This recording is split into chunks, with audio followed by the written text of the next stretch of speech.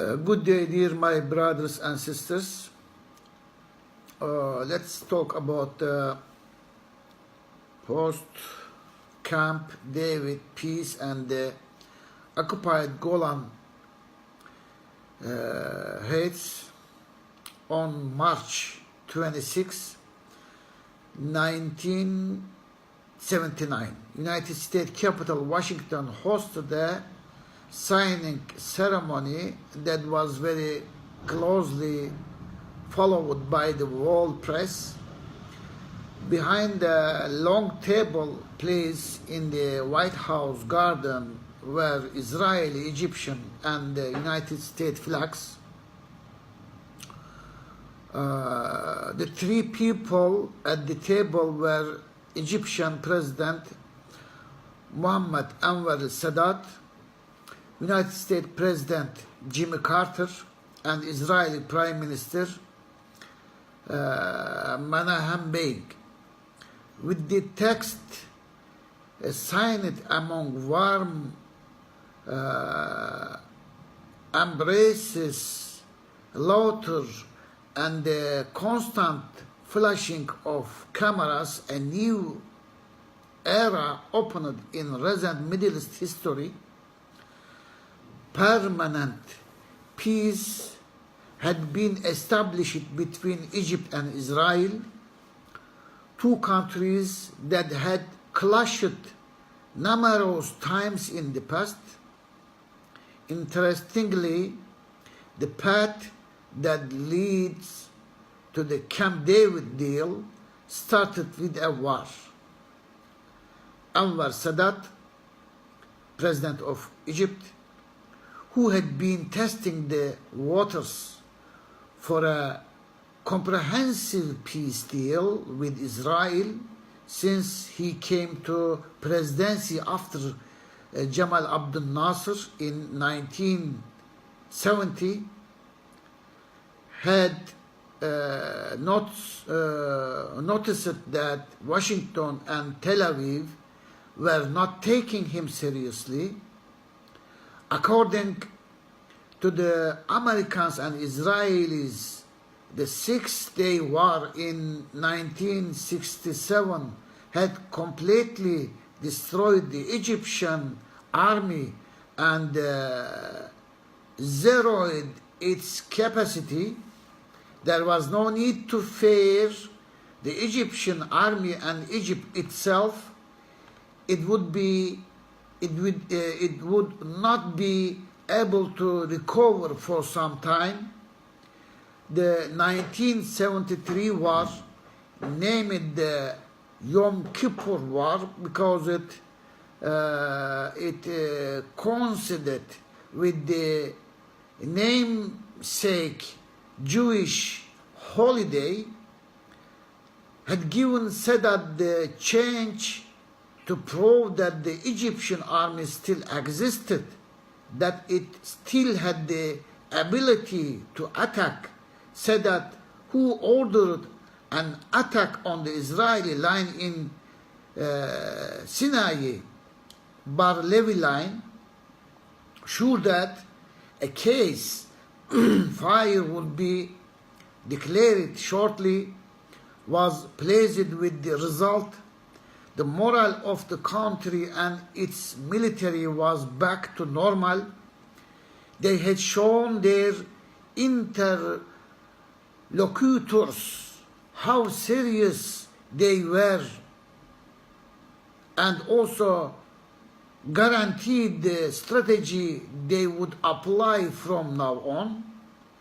Saudi Arabia King Faisal bin Abdulaziz, who ideologically became involved in the war to destroy Israel, falling victim to a massacre in his Riyadh palace on March 25, 1985, gave Anwar Sadat the opportunity to act in a comfortable and carefree manner against the Muslim world. At the end of lengthy and detailed negotiation process with the United States and Israel through Morocco. Sadat visited Jerusalem on November 19, 1977, taking the first concrete step in officially recognizing Israel. It would all happen very quickly after this. The peace negotiations United States President Carter mediated in August 1987 would conclude on September 17 with the full consensus of the parties, and this would be followed by the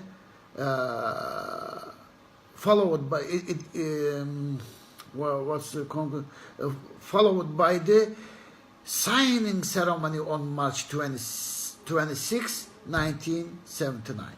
The most practical outcome of the Camp David peace agreement, through which Egypt officially accepted Israel's legitimacy over the lands occupied and ruled by Israel, was that the most powerful army of the Arab world was no longer a deterrent enemy in terms of Israel. Withdrawal from the Sinai Peninsula, which was invaded in 1967, was a very small gesture in terms of Israel. According to many articles of the agreement, the control and security of Sinai would be provided by a series of contacts between Egypt and Israel. It was like Tel Aviv had almost no loss. The deal even included a section about Israel generously benefiting from the oil areas in Sinai's Abu Rudais and Ras al-Sudar. The Camp David peace agreement, which guaranteed the United States economic and military aid for Egypt, did not include any agreements regarding the future of Jerusalem, West Bank, and Gaza. A year after it was signed, as can be understood from Israel declaring Jerusalem the internal capital, the Egyptian side was more focused on its own interests and the outcome it would achieve, as is known very well. Sadat's move to save himself, leaving the Muslim world aside, to bring Egypt and Israel shoulder to shoulder, would cost him his life. In the atmosphere of anger caused by the Camp David peace agreement that disregarded the Palestinian and isolated Egypt from the Palestine cause, Sadat would be killed on October 6, 1981 by a captain in his own army. Yes. The White House hosted another important signing ceremony the other day. However, this time there was no Arab leader or representative at the table. United States President Donald Trump signed the executive order recognizing the legitimacy of the Israeli occupation in Golan Heights, with Israeli Prime Minister Benjamin Netanyahu by his side. After officially recognizing Jerusalem as Israel's capital last May, the United States administration took another step that helps legitimize the invasion. In the 40 years period since Camp David, the most striking change is the lack of any strong reaction or objection from the Arab world against Arab territory being made available to Israel by the United States after signing the agreement. Not only was Sadat killed, Egypt was also dismissed by the Arab League it founded, and the League's headquarters was moved from Cairo to Tunis. The fury that led to Sadat's death seems to have been replaced with a general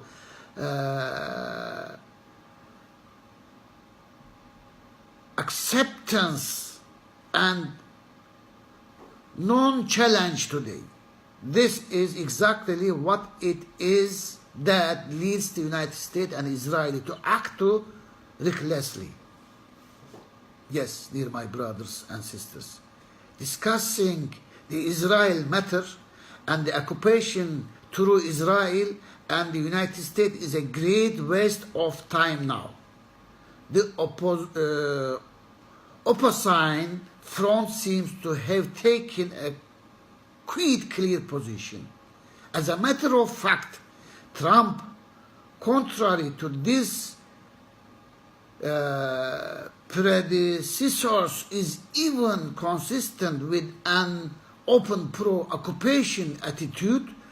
The presidents before him would condemn the occupation with their tongues and support it with their hands. Trump is quite honest.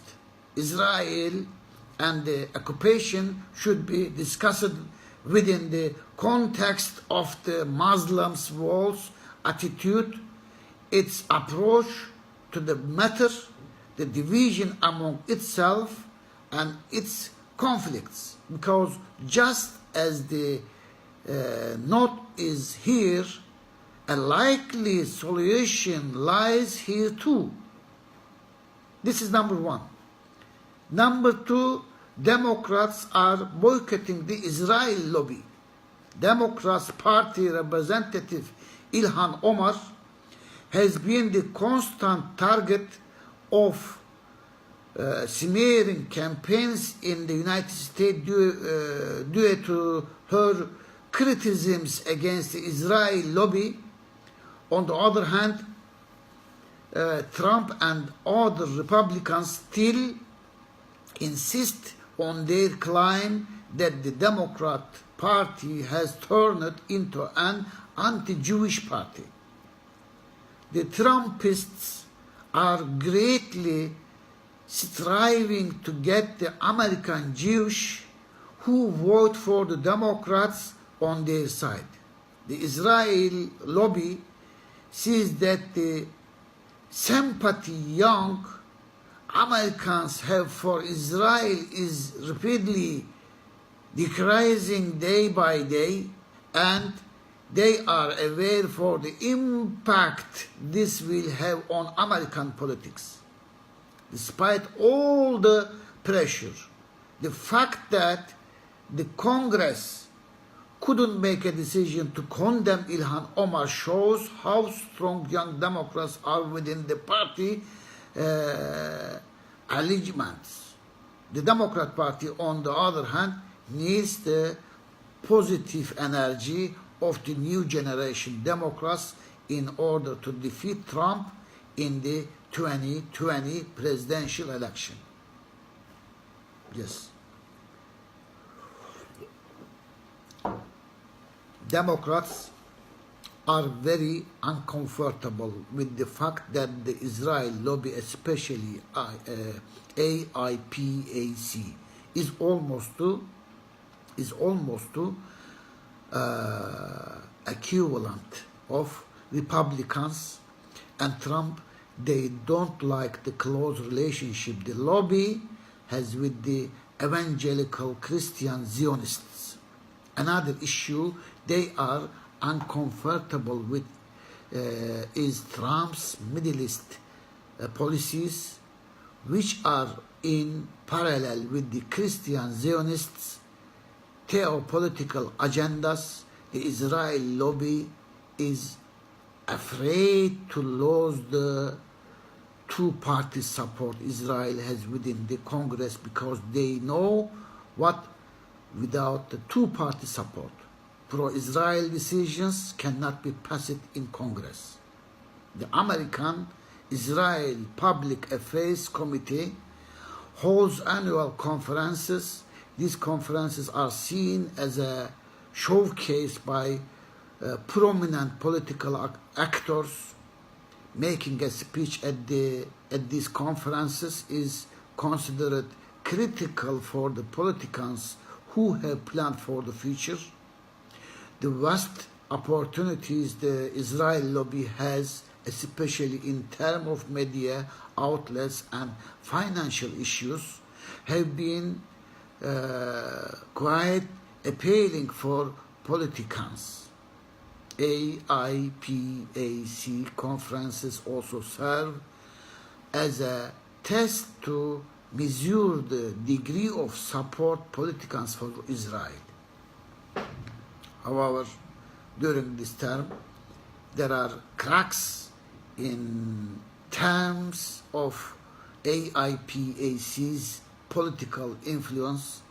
For the first time this year, many prominent Democrat politicians refused to participate in the AIPAC conferences. The smearing campaigns started against the rising star of the Democrat Party, such as Ilhan Omar, Rashida Tlaib, and Alexandria Ocasio-Cortez by the AIPAC circles drive reactions from the party allegiance. On the other hand, the call of pro-Democrats to boycott AIPAC with the Move On movement, whose numbers reached millions, has achieved its target. Young Democrats protesters are accusing AIPAC of sabotaging diplomatic efforts with the peace process in the Middle East under the influence of this wave. Democrat politicians who are considering to declare their candidacy for the presidential election in 2020 decided not to attend the AIPAC conferences. Among the Democrat candidates for presidency who did not participate in the AIPAC conferences, which started last Sunday and will end on Tuesday, were Bernie Sanders, Elizabeth Warren, Kamala Harris, Amy Klobuchar, Kirsten Gillibrand, and Cory Booker. In fact, Harris, Booker, Gillibrand, and Klobuchar were among the participants of the previous AIPAC conferences. These names, who are known as pro-Israeli politicians, deciding not to attend the AIPAC conferences was quite significant. This development shows that the lobby is losing blood. The fact that the candidates who did not attend 2019 AIPAC conferences was criticized in pro-Israel media. The New York Post editorial board, on the other hand, defined the decision of the candidates not to attend the conference as an indicator of how fast the support given to Israel within the Democrat Party is changing. They stressed in the leading article that this development is deeply besetting. The IPC boycott broke another taboo.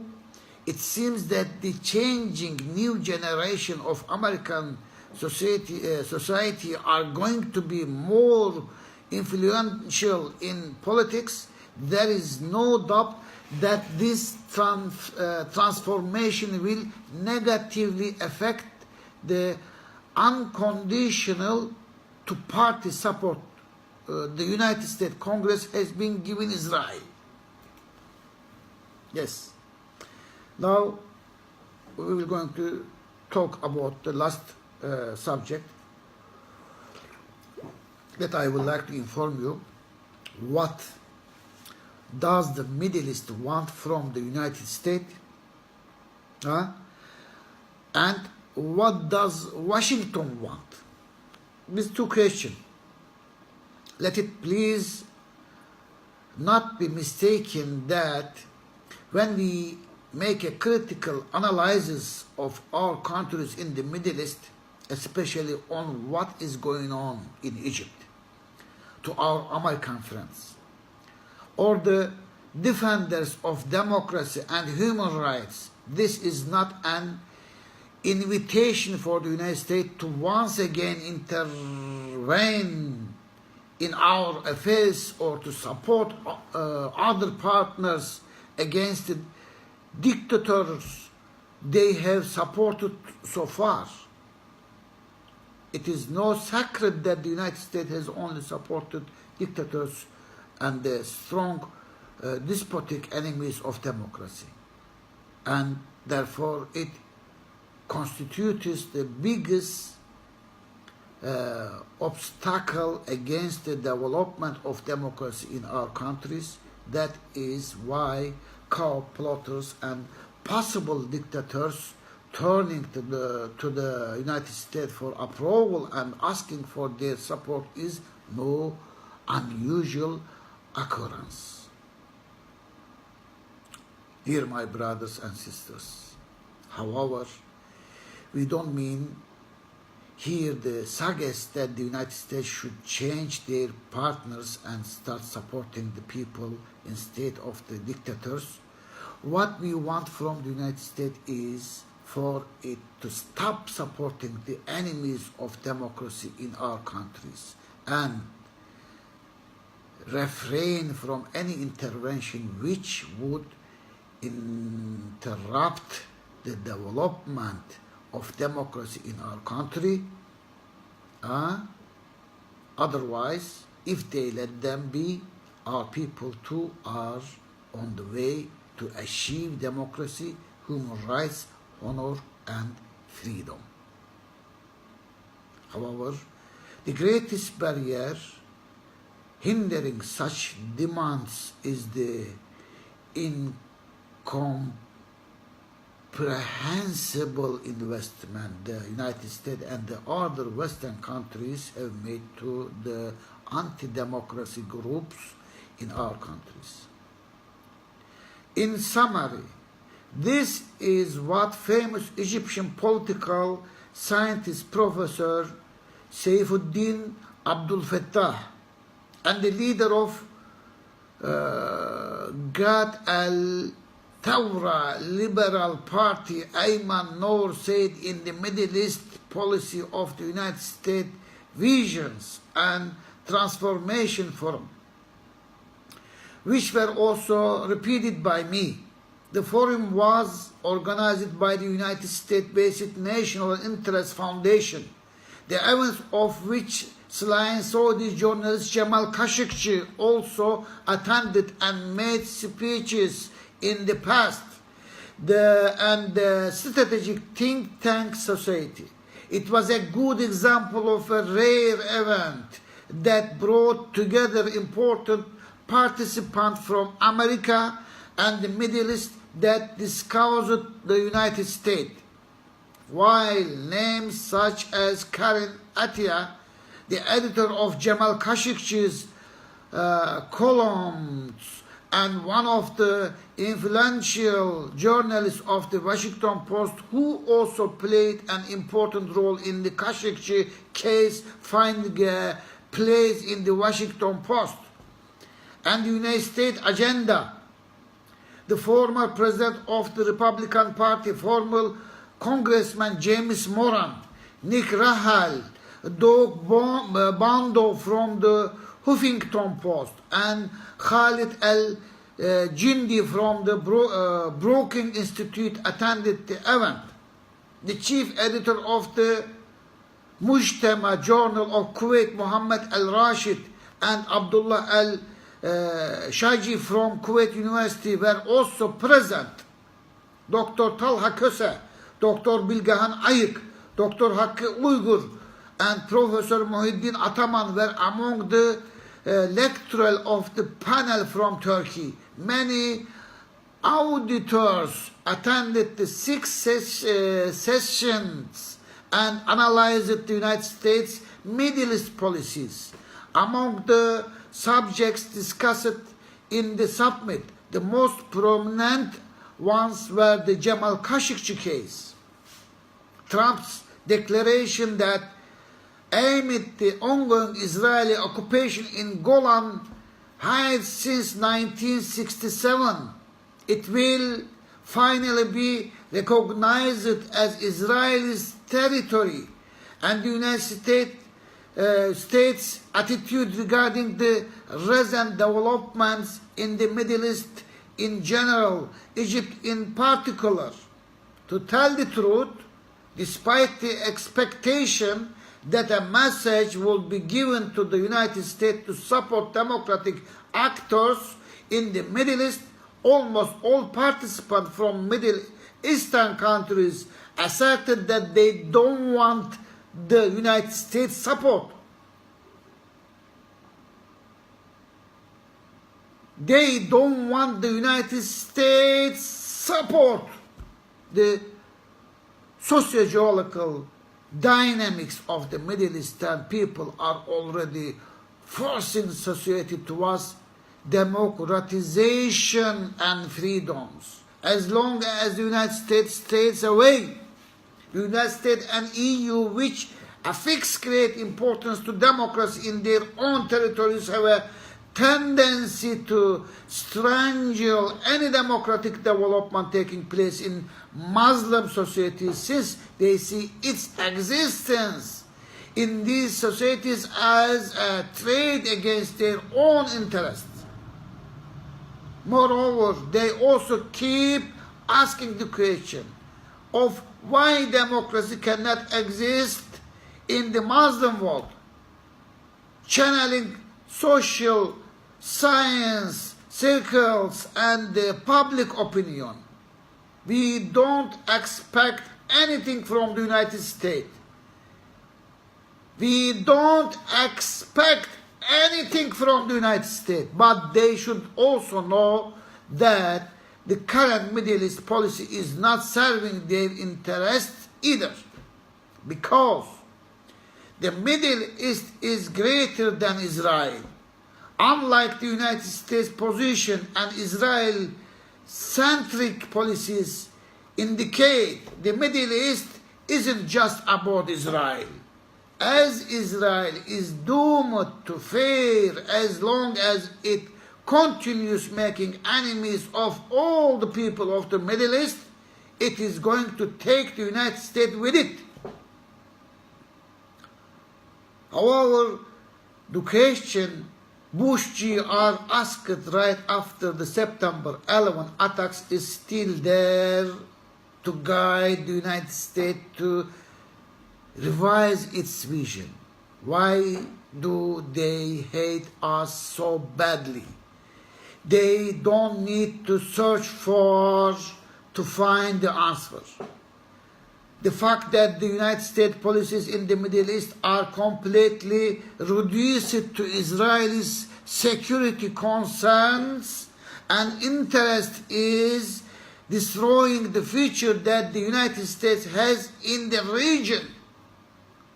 While the United States is straining its credit for the Sheikh of Israel, it is